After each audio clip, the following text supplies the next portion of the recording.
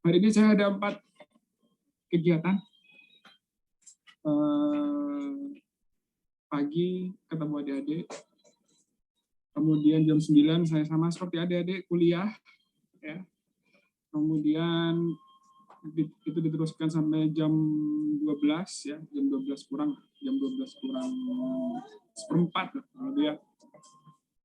Kemudian jam 1 saya harus presentasi paper ya. Nanti kalau adik-adik tertarik dalam bidang penulisan ilmiah, paper dan jurnal segala macam, nanti kita bisa berkolaborasi karena saya juga mengajak adik-adik untuk berdiskusi ya. Jadi ada di sesi konferensi paper itu presentasi, saya ada jadwal 3, yang jam 1 itu saya sendiri, kemudian yang sore jam 3 dan jam setengah 4 itu saya berkolaborasi dengan mahasiswa ya. Jadi saya melatih mereka untuk dengar dari Dikti NICE, National and International Conference Engineering 2021 ya. Jadi ini Dikti yang internasional conference yang terbesar di tahun ini, sehingga saya memutuskan untuk memasukkan beberapa paper, termasuk salah duanya adalah saya mengajak mahasiswa. Dan jam 1 pula itu saya ada kuliah juga filsafat dan ilmu pengetahuan. Jadi agak sedikit ini ya, agak sedikit ya, sama seperti adik-adik, sedikit bukan pusing, saya sedikit mengatur waktu gitu. Tapi saya jamin nanti adik-adik harus bisa menerima apa yang nanti saya ajukan, karena kalau adik-adik kurang jelas atau adik-adik terlalu cepat materinya atau nanti kurang, adik-adik bisa request ke saya ya, bisa request, nanti kita atur waktunya kapan adik-adik bisanya gitu. Karena pun demikian dengan mahasiswa-mahasiswa sebelumnya akan kita diskusi ya. Jadi istilahnya kalau sekarang kan, dulu zaman saya masih ada kelas responsi ya, kelas responsi. Jadi kalau misalnya ada yang kurang jelas, kita akan masuk di kelas itu gitu, sudah terjadwal. Kalau sekarang ya kesepakatan dengan mahasiswa, jadi kita diberikan kebebasan kepada mahasiswa untuk kapan kita bisa berdiskusi di main kelas, bisa lewat Teams, kemudian atau Gmeet, atau pakai Zoom yang misalnya kita kelas mau kelas malam atau segala macam. Nggak usah lama-lama, paling 30 menit sampai sejam, nggak lama. Oke, baik, saya akan mulai ya.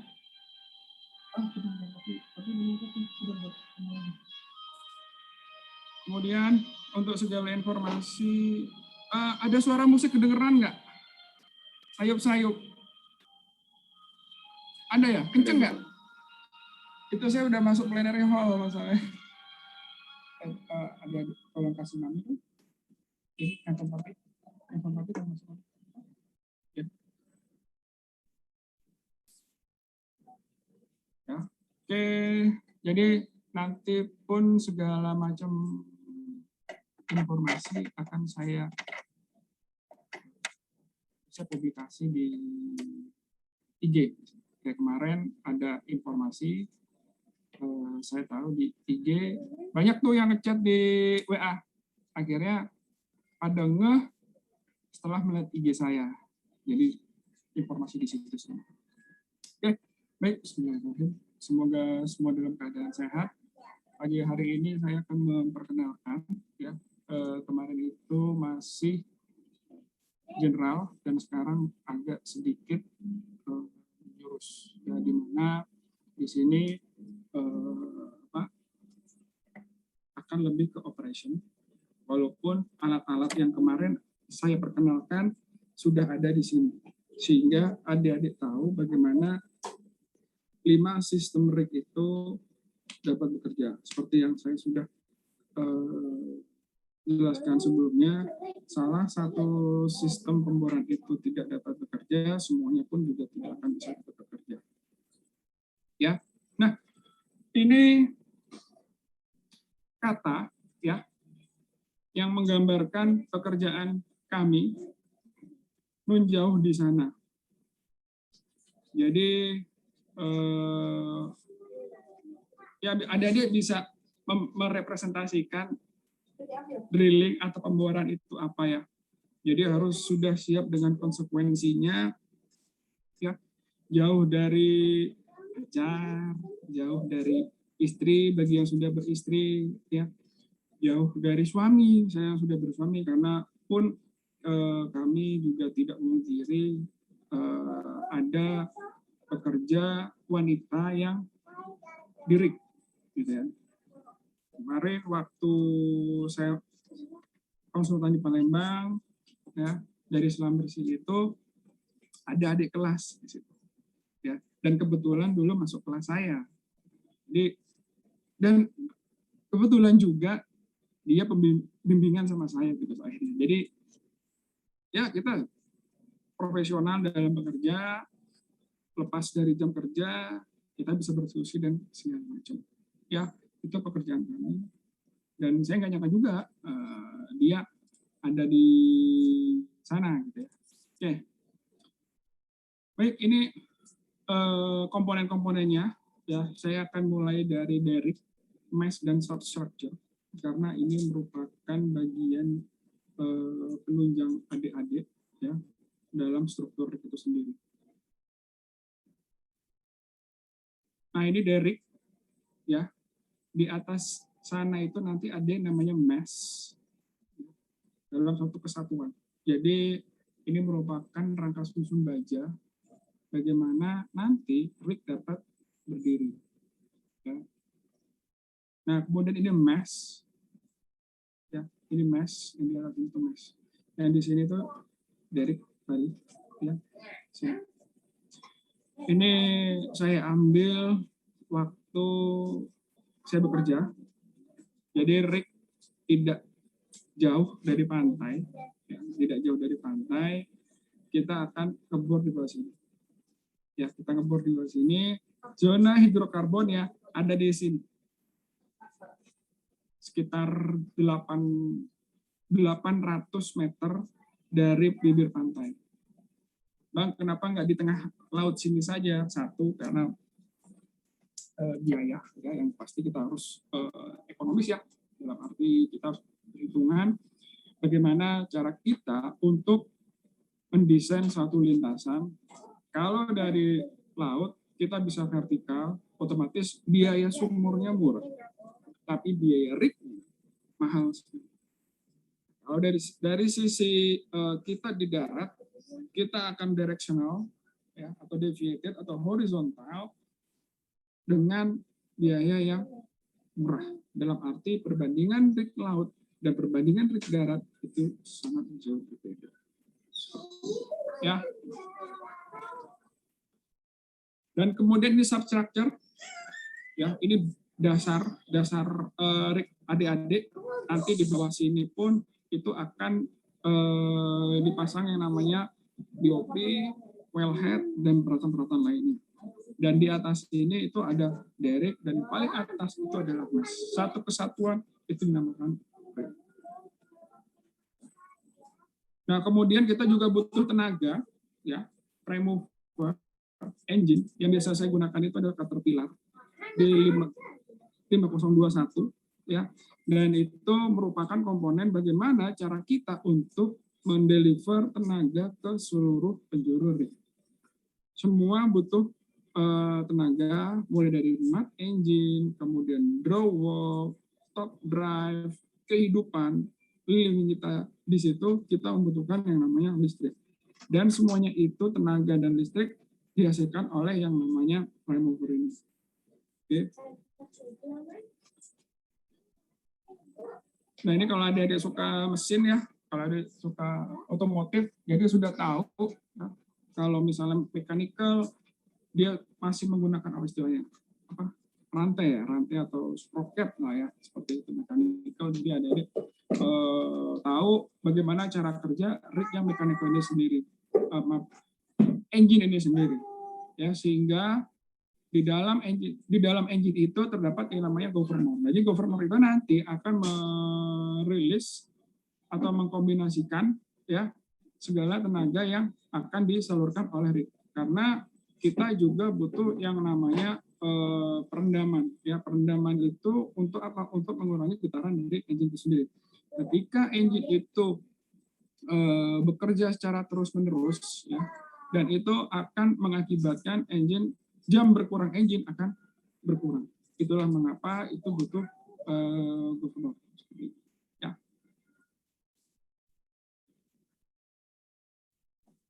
Ini kalau elektrik ya terpilar itu, kalau ini sudah sangat elektrikal sekali ya.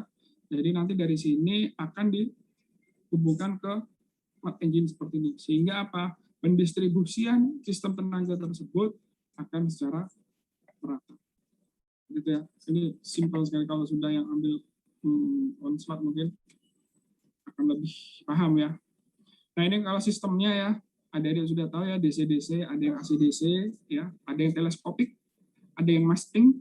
Nah itu rig tergantung dari sistemnya. Jadi kalau AC ya.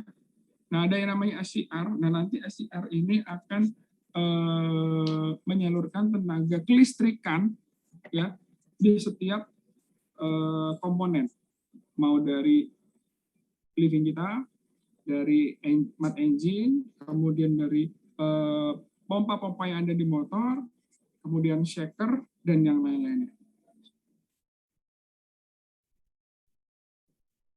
Nah seperti yang kita lihat kemarin ya, kemarin kita lihat drawwalk. Ini drawwalk. Jadi di dalamnya sini itu nanti adik-adik akan ada ulirnya, ya, ulir, kemudian tali line akan digabungkan di dalam sini sehingga apa? Dia dapat menaik turunkan dari rangkaian. Jadi di sini ada cat head ya, 1 dan 2. 1 untuk connection dan 1 untuk breakout. Jadi pada saat nanti connection dan breakout tidak perlu pakai engine utama, tapi cukup menggunakan yang namanya cat head.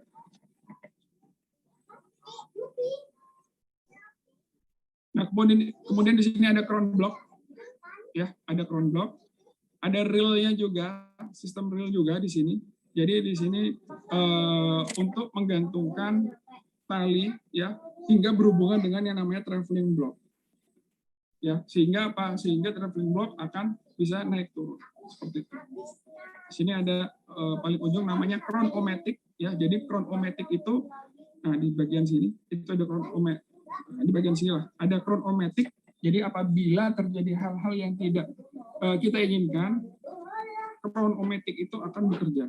Sehingga apa? Pada saat nanti misalnya tiba-tiba traveling block akan jatuh, itu bisa dia mengunci sehingga traveling block dan peralatan yang lainnya yang ada di bawah dari crown block itu dapat menggantung. Seperti itu. Nah ini shift-shiftnya, reel-reelnya ya dari crown block itu sendiri. Ya, nah ini bagian crown block kalau kita bongkar.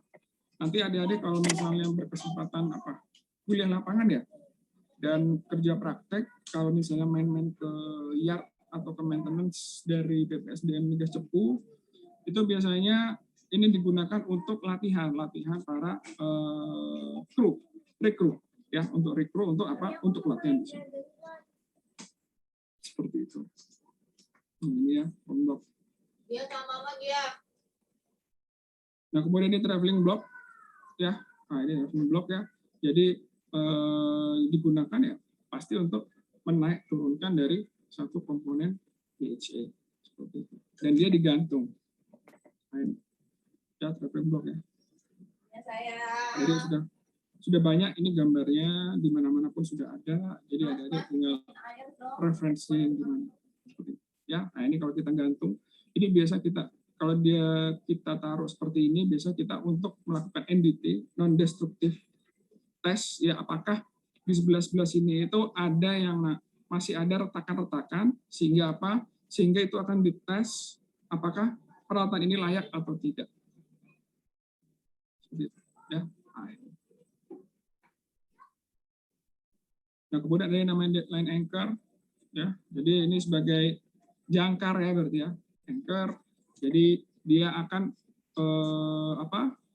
berdiri agak jauh sedikit, agak jauh sedikit, ya, di luar rig. Nah. Jadi kita taruh dia di sebelah agak, nah sini agak jauh, ya, dari rig. Jadi dia berfungsi untuk apabila itu tadi terjadi masalah,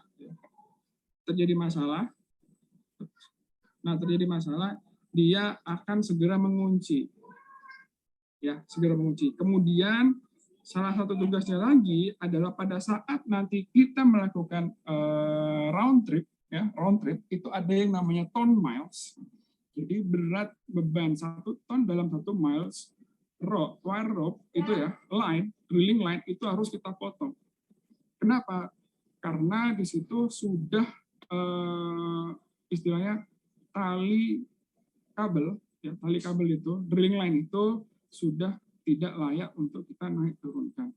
Dalam 1 ton 1 mile harus kita potong. Potongnya di mana? Kita bisa memotongnya ini deadline anchor ini.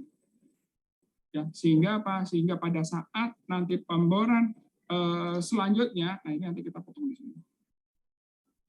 Sini kita potong, baru kita lanjut pemboran lagi. Miles sama. Kemudian ada supply reel, ya. Kalau ini kabel atau drilling line, ya, yang tadi di dalam blow walk kita kombinasikan ke dalam traveling block sampai ke front block. Jadi prinsipnya itu seperti katrol, ya, ada katrol. Nah, di situ nanti semakin banyak katrol yang ada buat, ya, semakin ringan beban yang akan kita angkat. Betul atau koreksi, ya, kalau saya misalnya ini, ya, kurang betul, ya, kurang benar, ya. Sehingga apa? Misal ada berat 20 ton, adik-adik dengan katrol misalnya, ya, simpelnya punya 4 bahkan sampai 8 katrol, itu pengangkatannya dia akan lebih ringan. Ya. Nah, kelemahannya apa? Pasti kecepatannya akan menurun. Kalau Anda menggunakan cukup 2 katrol yang di atas, yang di bawah dengan yang di atas, ya, 2 katrol itu bisa cepat. Tapi apa? Beban yang ditimpakan masih sangat terlalu besar. Seperti itu. Ya. Nah, ini untuk drilling line. Ya, ini sumbernya banyak sekali. Ya. Ini saya ambil dari Niels Adam. Ya. Kemudian kombinasi dari applied drilling engineering, ya, Bourgoin. Nah, di sini akan terlihat, ya, macam-macam talinya, pemilihannya. Nah, biasa yang kita gunakan ini right regular lay. Ini yang bisa kita gunakan. Oke. Nah, ini tipe-tipenya saja, bagaimana kombinasi-kombinasinya, ulir-ulir yang ada di dalam drilling line. Nah, ini tipe-tipe talinya, ya, drilling line-nya, ya. Ada yang shallow, deep. Ya, biasanya kita langsung menggunakan yang deep saja. Karena untuk yang shallow, ngebor shallow, kita sudah masukkan yang 1/4, 1/8 lah, ya. 1/8 biasanya saya udah masukkan ke dalam deep ini. Sampai ke lubang yang paling dalam. Simpel. Ya, ini. Nah, kemudian untuk alat pemutar, ya, ada swivel, ya, nanti rotary hose akan masuk dari sini, lumpur Anda akan masuk ke sini, ya, ini masuk ke sini.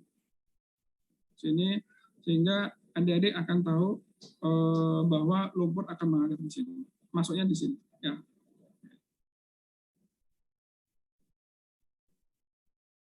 Nah, di sinilah, ini, ya. Kemudian ada yang namanya Kelly spinner, ya, dia untuk memutar Kelly, ya. Jadi Kelly akan di bawah sini. Nah, ini.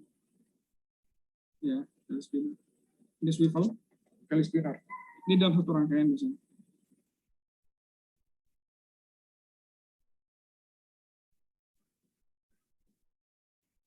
Nah, ini swivel, ini Kelly spin.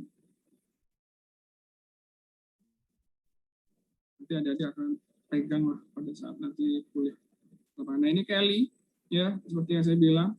Di dalamnya itu bentuknya bisa segi 6, bahkan ada yang segi 8. Seperti itu. Ya, memang kalau dari luar dia bentuknya tabung ya, tapi di dalamnya dia berbentuk yang lain. Segi 6 bahkan segi 8. Itu Kelly. Kemudian ini top drive, ya, apabila adik-adik sudah menggunakan top drive tidak perlu lagi menggunakan Kelly, tapi tetap Kelly akan kita standby-kan di rig floor. Karena apa? Apabila top drive ini tidak dapat bekerja dengan baik, kita bisa menggunakan yang namanya Kelly. Langsung switch, ya. Kita bongkar top drive, kita ganti Kelly. Seperti itu. Kemudian ada yang namanya Kelly bushing, ya. Jadi ini tujuannya menyalurkan tenaga putar sampai ke bawah.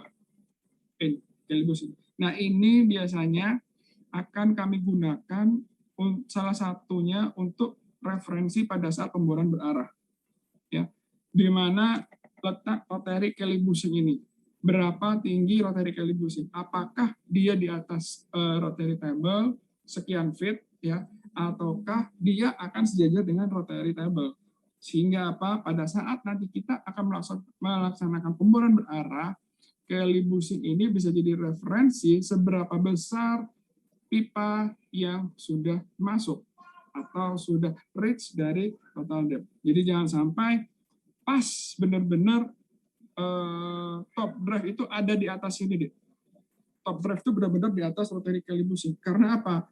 Pada saat dia reach TD itu benar-benar last pipa atau DP terakhir itu masuk ke dalam hal ini masuk ke dalam total depth-nya. Sepanjang itu measure depth. Ya, nah itu sangat riskan. Kalau saya biasanya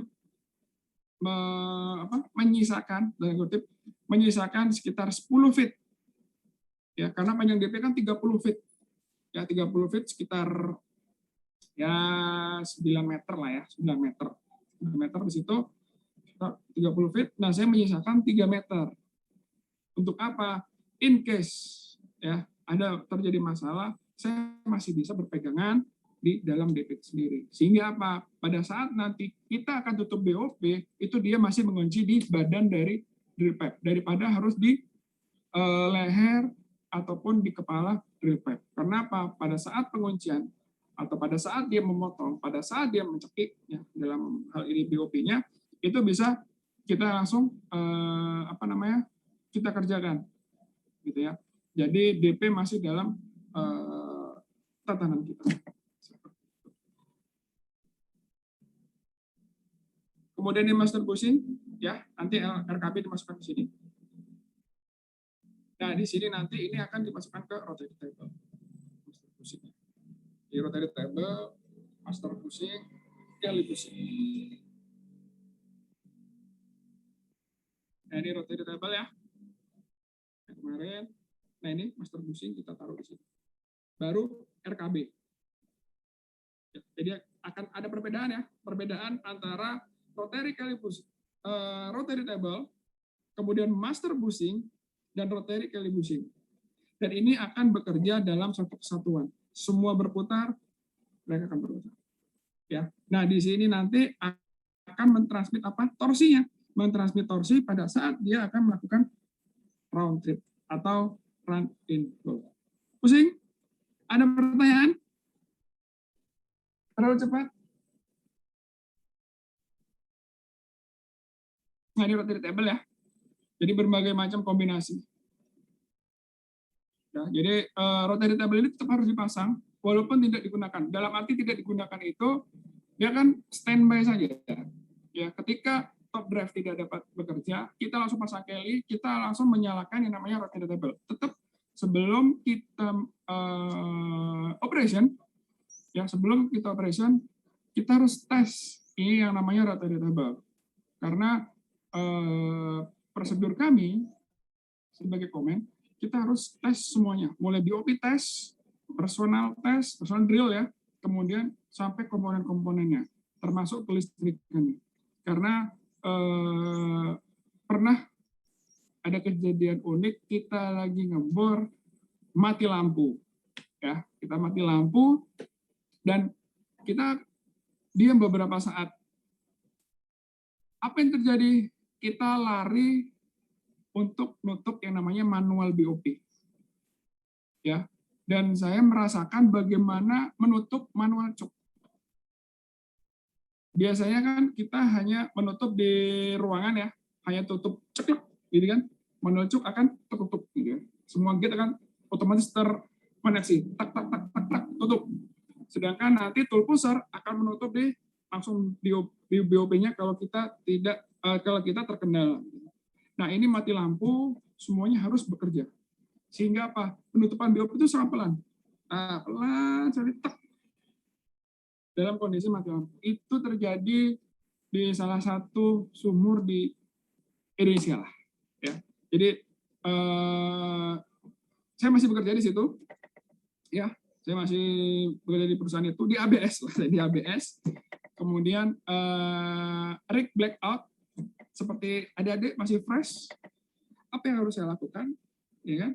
Nah, ada instruksinya. Nanti adik-adik kalau sudah bekerja, rig engineer itu ngapain, tool pusher, driller dan segala macam. Kemudian rig manager itu harus apa pada saat dalam kondisi darurat.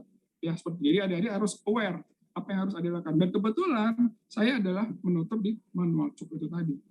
Dan yang saya pikir itu mudah ya, seperti training ya, mudah, ternyata pada saat latihan, karena pada saat itu tekanan masih 1400 PSI. Tinggi atau rendah tuh? Anda kalau kena, pernah ini enggak? Apa itu? Pompa yang tekanan tinggi.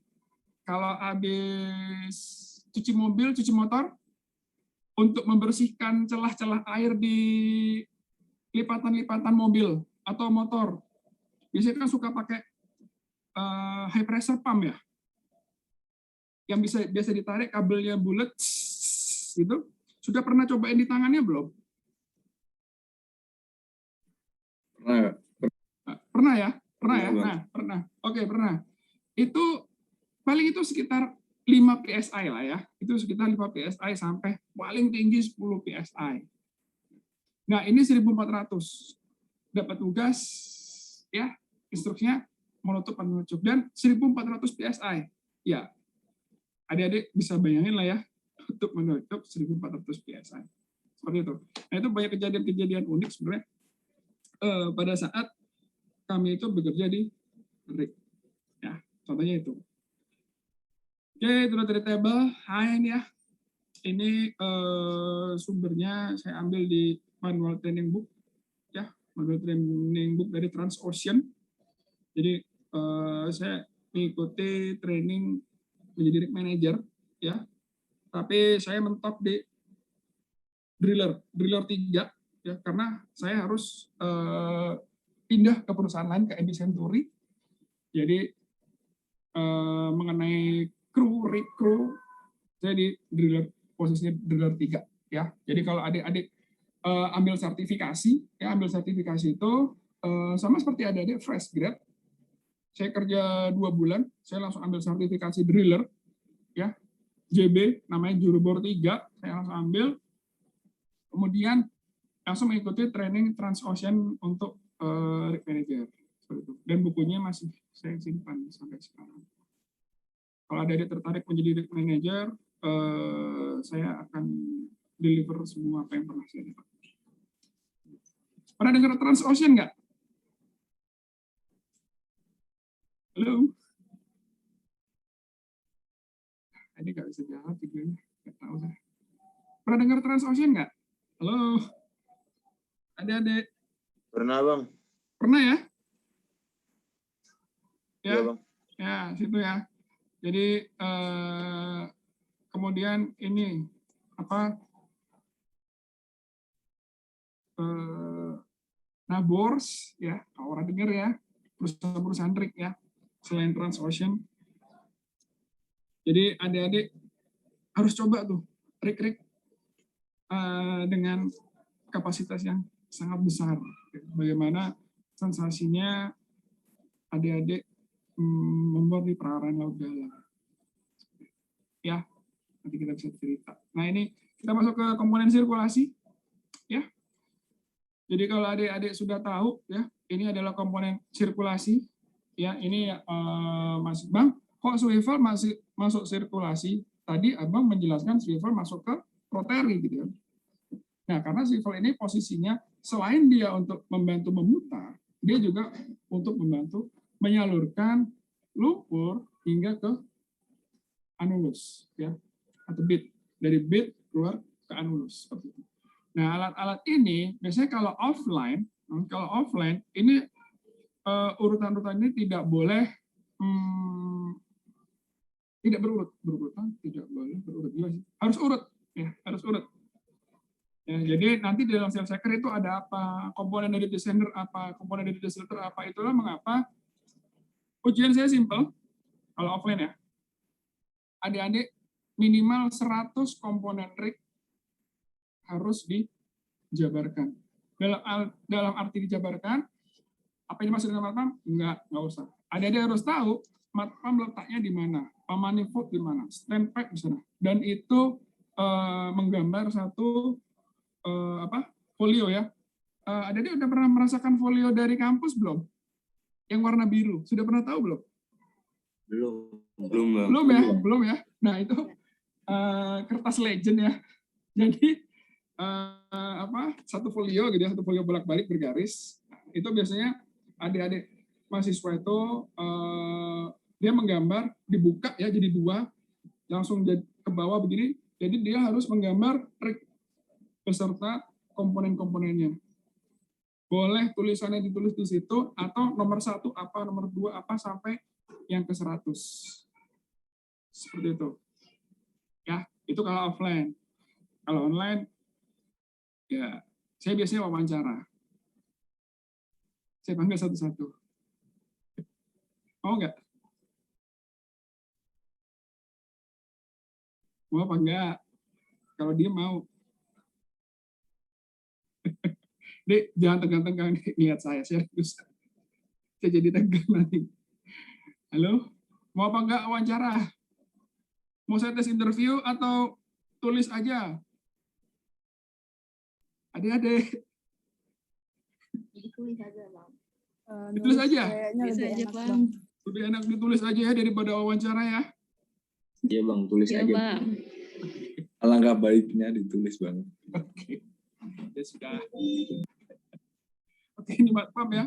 Jadi ini matpam nanti akan ada saya tersendiri bagaimana nanti adik-adik akan menghitung berapa daya pompa yang dan debit yang dihasilkan dari satu matpam ini ya. Nah, ini pada saat saya di Century ya, saya berkesempatan yang biasa saya lihat matpam itu warnanya hijau kalau tidak biru ya. Ya. Nah, saya dapat kesempatan, saya tanya ke pegawai yang ada di sana, ini kenapa warnanya putih? Nah, mereka kaget, ya kita kan beda, ya. Kita beda dengan negara asalmu, karena kita kebanyakan ngebor di daerah-daerah yang bersalju. Seperti itu, jadi ini untuk, tanda kutip, untuk menyamakan dengan keadaan sekitar. Ya, vegetasi di alam sekitar. Dan ternyata benar pada saat saya di sumur weather 1, nah itu pompanya berwarna putih semua. Seperti itu. Jadi nanti adik-adik akan melihat bagaimana kondisi tiap peralatan atau pemboran di masing-masing negara. Intinya sama, ya intinya sama, ada rig pastinya dan beberapa komponen-komponen lainnya. Ya, nah ini yang biasa kami lihat ya. hijau, kadang biru. Ya, ini gambar kemarin sudah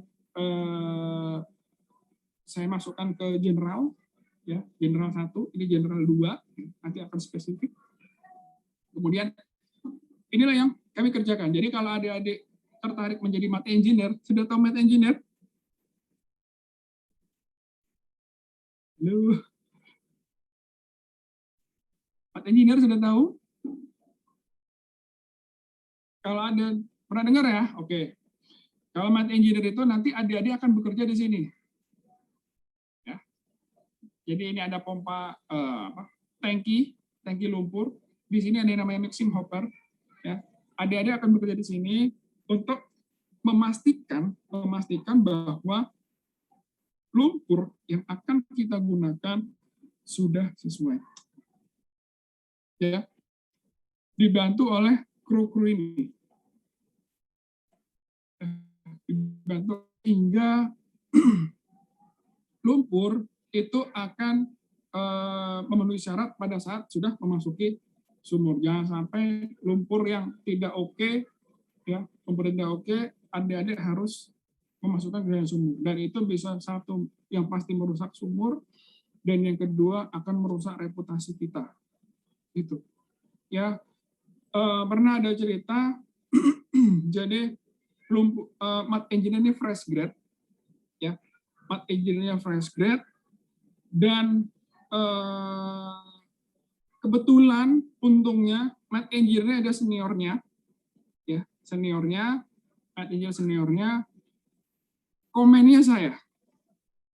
Jadi math engineer-nya itu teman seangkatan saya, kemudian yang math engineer trainee ini fresh grade, angkatan X lah ya, saya nggak mau nyebut angkatannya. Dan sekarang dia sudah melanglang buana, belajar dari kesalahan itu. Jadi ingat, kalian kalau bekerja di satu lapangan, sesama Trisakti, teknik perminyakan, Anda harus saling backup. Ya, saya nggak peduli itu angkatan berapa, kalau saya bilang salah, ya salah. Dia mengakui, iya bang, gue salah, ini. Akhirnya saya bangunkan teman saya, untungnya satu angkatan ya, saya bangunkan, saya suruh langsung datang ke rig untuk betulin itu lumpur. Seperti itu. Jadi dia belajar dari kesalahan, kita pun akan menjadi apa? Kita akan menjadi lebih mawas diri kepada yang trainee ini. Jadi adik-adik kalau dalam masa-masa training, jangan sampai mengabaikan dari instruksi. Adik-adik sudah punya manual book, harus adik-adik baca, harus adik-adik laksanakan sesuai dengan manual book. Ya, kalau sudah experience, adik-adik sudah berpengalaman lebih dari 7 tahun, 8 tahun jadi math engineer, itu bisa punya sense. Jadi sudah cukup menyelupkan ujung jari ke mana, ke lumpur, itu pun sudah tahu bahwa lumpur ini kurang bagus, ya. Nah, ini mengenai MATPAM ya, banyak sekali komponen-komponennya di sini ya. Nah ini ada, sudah saya kasih tanda ya. Jadi ini macam-macamnya, nanti ada baca lah, ini ada semuanya ini, ya. Ini ada charging pump, ya, pemutarnya. Kemudian ada agitator, ya, ini untuk memutar, mencampurkan lumpur, ya, sehingga apa?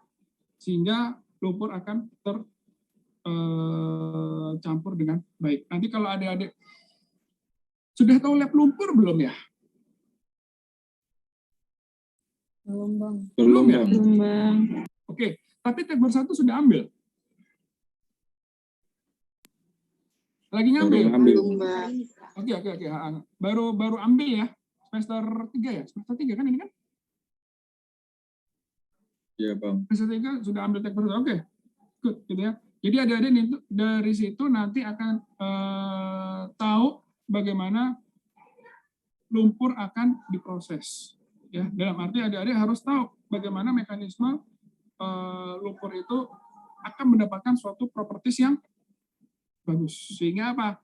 Sehingga sudah tahu nanti di sumur itu tidak akan terjadi yang namanya wash out. Kalau sudah terjadi yang namanya wash out, kita yang akan susah. Dia bagaimana cara untuk membenarkannya, membetulkannya. Bukan berarti tidak bisa, kita bisa, namun itu tadi waktu akan berjalan terus. Kalau nanti di diagnosis atau dicek bahwa itu ada kesalahan, nah itu bisa ada reputasi kita yang dipertaruhkan. Itulah mengapa adik-adik harus itu tadi bekerjanya benar-benar lihat instruksi, lakukan instruksi, apa yang harus dilakukan. Kalau itu menurut adik-adik salah, bilang stop, gitu ya. Bilang stop. Nah itu salah satunya saya pernah men-stop drilling manager. Ya, saya pernah men-stop drilling manager. Saya baru kerja 2 bulan lepas training dari JB3. Saya men-stop drilling manager karena dia melakukan aktivitas yang di luar apa? Di luar buku ini, di luar buku HSE safety. Ya saya bilang stop.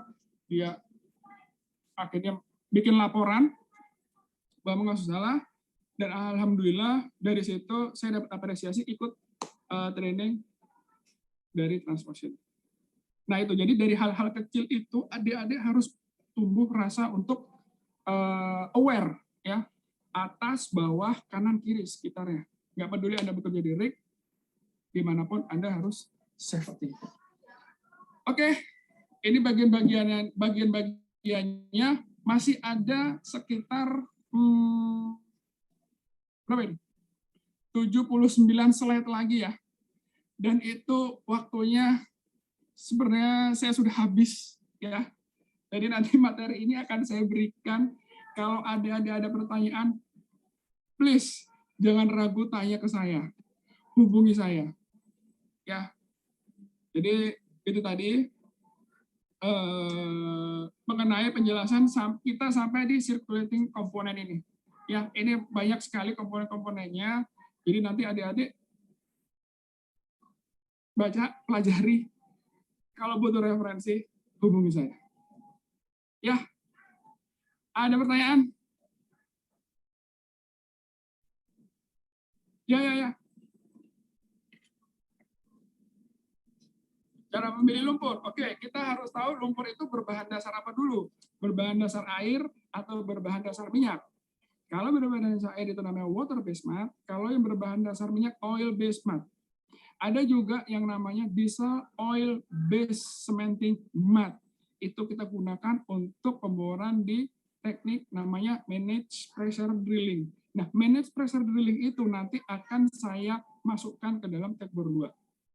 Jadi kita harus tahu pemilihan dari sistem lumpur itu. Nah, itu tadi untuk mengetahui sistem lumpur yang baik, dia harus tahu komposisinya, sifat-sifat riologinya, sehingga apa akan menghasilkan sifat properties yang akan kita gunakan di dalam lubang sumur kita. Ya, harus pas kombinasinya. Mud weight-nya berapa, viskositasnya berapa. Viskositas itu nanti dibagi lagi. Yield point-nya berapa. Plastik viskositasnya berapa. Nah, itu nanti akan dilihat bagaimana adik-adik membuat sistem lumpur sesuai dengan bahan dasarnya apa. Gitu. Ya. Ada lagi? Bang, saya ingin bertanya, Bang. Ya.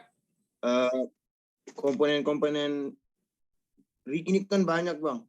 Ya, apakah betul. dalam mengintegrasikan setiap komponen ini sudah ada teknologi seperti AI gitu, Bang, yang sehingga mempermudah dalam switch atau maintenance suatu-waktu, Bang? Oke, iya. Semua rig ini kan banyak komponennya dan butuh yang namanya AI, artificial intelligence, ya. Dan itu sudah dikenalkan oleh beberapa perusahaan rignya waktu itu pernah presentasi, dan itu sudah digunakan oleh Petrobras, ya. Jadi cukup 2 kru, ya, 1 driller dan yang satu roughneck. Jadi driller di doghouse, roughneck yang merapi-rapikan, cukup 2 orang. Ya, sudah ada yang seperti itu. Namun kembali lagi, hal itu mau diterapkan ke Indonesia, ya, 1 menit. Hal itu akan diterapkan di Indonesia. Namun apa yang terjadi? Gue butuh makan, gue butuh pekerjaan. ujung-ujungnya apa? Kembali lagi ke adat istiadat lagi, kembali lagi ke humanis lagi. Tetap hal-hal yang seperti itu masih kita kedepankan, gitu ya. Kalau semuanya kita masih sudah menggunakan AI, ya semuanya menggunakan AI, itu ada bagusnya, ya. Namun di satu sisi ya pasti ada yang bertentangan. Demi apa? Karena untuk mengerjakan itu kan kita harus butuh skill. Ya, skill itu harus dibangun sejak adik-adik dini. Sehingga apa? Untuk melaksanakan sebuah pekerjaan operation yang cukup padat, ya, cukup cepat, itu butuh, dalam arti butuh kemampuan kita, pengalaman kita. Kalau hanya mengandalkan AI, satu, ya pasti kalau misalnya dia terhubung dengan satelit, ada tidak terkoneksi dengan baik, selesai sudah. Dan itu masih digodok, ya, masih digodok, dan itu masih sebenarnya masih jauh dari pekerjaan kita nantinya, walaupun sudah ada beberapa perusahaan yang menggunakan teknologi itu. Namun akhirnya kembali lagi sisi humanis dan sisi dari manual dari operator tersebut. Seperti itu. Ini cuma saya kenalkan lagi deh, itu Rick yang sudah menggunakan AI. Gitu, ya. Ada pertanyaan lagi? Ya Bang. Lalu Ya. untuk menjadi drilling engineer kan mesti kuasai setiap komponen itu kan, setidaknya pasti harus paham. Itu kira-kira bagaimana tuh kuncinya untuk kuasai setiap komponen untuk dia punya fungsi-fungsinya gitu Bang? Karena ini kan paling banyak Bang. Hafalnya Ya. bagaimana Bang? Betul ya. Nah, kebetulan basic saya itu jadi rig engineer, jadi harus tahu komponennya. Nah, begitu adik-adik sudah menjadi drilling engineer, adik-adik cukup harus tahu sumurnya seperti apa. Ya, komponen sumurnya seperti apa. Untuk peralatan-peralatannya, adik-adik bisa pelajari, bisa membaca dari manual-manual book. Ya, jadi nanti ketika misalnya adik-adik melakukan tender, drilling engineer melakukan tender, perusahaan pasti akan memberikan manual book-nya. Ya, manual book-nya, sehingga apa? Adik-adik bisa pelajari di situ. Nah, karena basic saya dari rig engineer, saya sudah punya pegang komponen, saya sudah punya pegang data, sehingga pada saat saya ngelamar ke MB Century sebagai drilling operation engineer, saya alhamdulillah sudah bisa menguasai beberapa komponen ya detail dari rig tersebut. Seperti itu. Jadi drilling engineer itu macam-macam. Adik-adik bisa masuk dari mat engineer, dari cementing, dari seperti saya dari rig, ya, dari alat-alat tool, atau dari service company. Service company mulai dari top drive, mulai dari shaker, ya, nanti ada perusahaan shaker, kemudian dari istilahnya dari mat gesparator yang menyediakan itu bisa jadi. Bahkan ada yang dulunya jadi sales, ya, jadi sales, dia menjadi drilling engineer. Ada yang seperti itu, tapi jarang. Gitu. Jadi untuk menjadi drilling engineer ya Anda harus belajar. Intinya itu. Ya, saya titip kepada adik-adik, jangan mencari auto A. Please. Sudah banyak masukan dari senior Anda, HRD, gimana adik-adik yang auto A. Nilainya A, tapi isinya 0. 1 aja nggak ada. 0. Saya pernah ikut wawancara, 2 detik ya. Saya pernah ikut mewawancarai adik kelas junior, dan saya ingin tahu, kebetulan HRD-nya dan drilling engineer-nya itu teman saya, ya, teman saya, dan gue mau dong, gue mau lihat interview anak ini. Nilainya A, 3,92. Ada A minusnya, berarti 1 kayak kurang lebih. Ada B plus dan A minusnya. Lebihnya A. Pertanyaan saya simpel. Saya cari track record-nya, dia ambil dosen siapa aja? Oke, dosen auto A. Dan saya paling membenci itu yang namanya auto A. Saya nggak percaya anak-anak yang nilainya auto A. Saya lebih percaya yang nilainya ya ada yang A, ya ada yang A itu, kalau A itu benar-benar dia effort, seperti yang saya bilang tadi, effort, sehingga apa? Ya dia, saya tahu anak ini effort, ya saya akan memberikan nilai A. Buat saya A itu gampang. yang penting ada effort. Kalau sekarang saya lebih suka bergaul dengan anak-anak yang B plus A minus. B lah. B sampai A minus. Kalau yang level A, ya anak-anak yang benar-benar effort gitu. Kalau level AA-nya hanya auto A, ya sorry itu saya bukan merendahkan, saya bukan apa, saya hanya merasa kasihan, saya peduli dengan adik, jangan sampai adik-adik tersesat dalam bidang itu. Oke, terima kasih. Profesor saya udah menunggu. Saya jadi sampai ketemu ya. Sehat selalu.